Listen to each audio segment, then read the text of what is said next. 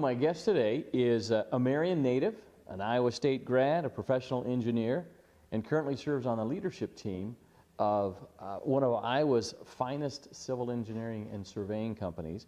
And this is Jon Bogert. Welcome to Marion In Focus. Thanks, Steve. Yeah. Tell me a little bit about, I understand that you are a Marion native. Is that the, did you leave? Have you been here your entire life? Tell me a little bit about that on a personal note. Yeah, so I originally, my folks lived in Cedar Rapids and had a farm north of Marion. And when I was in high school, they built a house out there, and we moved out there, and I attended Linn-Mar High School and graduated from Linn-Mar. I then went to Iowa State and lived in Ames, got my civil engineering degree there, lived in Missouri for a few years, and then moved back to Marion in 1993. So, what brought you back to Marion from Missouri? Yeah, so actually my dad and my brother had an engineering company here, and unfortunately my father passed away, so I came back to work with my brother here in town. So. Was the plan always to get involved in the family business, or what's the story there? Yeah, no, I don't think so. I think it just kind of fell into place. I mean, you know, I always enjoyed the civil engineering aspect of it, but I don't think there was never a grand scheme of things to work it out that way, but it just the way it came together, so it has worked out really well. As a youth, what makes one interested in civil engineering? Building things, seeing things get built, and the plans that go into the upfront thinking about how something's going to get built and what's going to get built. And so it's a branch of engineering that you get to see physically what the work that you did, and so that's rewarding. So somebody that again, maybe a youth or somebody that's looking at that particular field, is it a 4-year degree? Do you have to? Is it extended beyond that? What's the process? In civil engineering and most engineering, it is a 4-year degree, although it takes a lot of people a little bit longer to get through. It's pretty rigorous, and you have to start, you know, with a good math background in high school. If not, it takes you a little longer to get through. So most people do get through.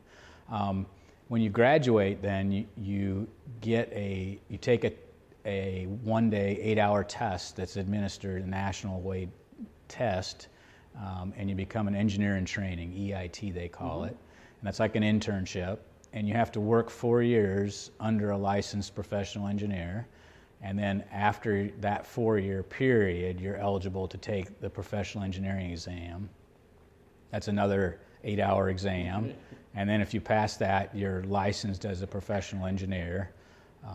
And then you have continuing education requirements and that kind of stuff. But then you can sign plans for public infrastructure projects, and you're responsible for them then when you do that. So. And you've been with Anderson-Bogert then how long? 25 years. 25 years. So give us a little background then. What's unique about Anderson-Bogert? Well, it's a small firm, and we're really tailored to client service is really our thing. We are definitely engineers that are in the business of and all of our principals are project managers and work on projects, and I'd say that's probably unique in the industry. So yeah, because then it allows you to have a direct connection and interaction with your clients. Yes, absolutely. Yep, and understand their problems and help them get through it. On that note, I would assume then, over the 25 years that you've been involved, things have changed in the industry. What are some of those examples? Because I kudos to you, because I oftentimes will see leaders that aren't having that direct involvement with things, and so they lose touch a little bit with some of the nuances and the changes. So what's changed over these 25 years?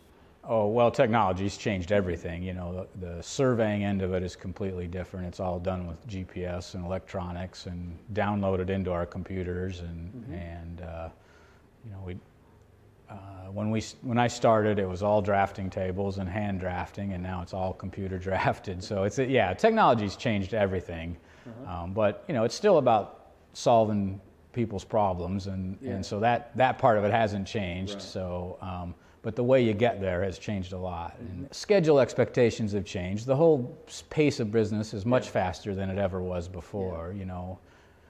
We used to mail plans back and forth, and now it's all emailed and instantaneous, and their expectations of turnaround times are different than they were, Right. and which I think is across all businesses, but Sure. especially in ours, I would say those expectations have changed. Walk us through a typical, if you can, if there is such a thing as a typical project.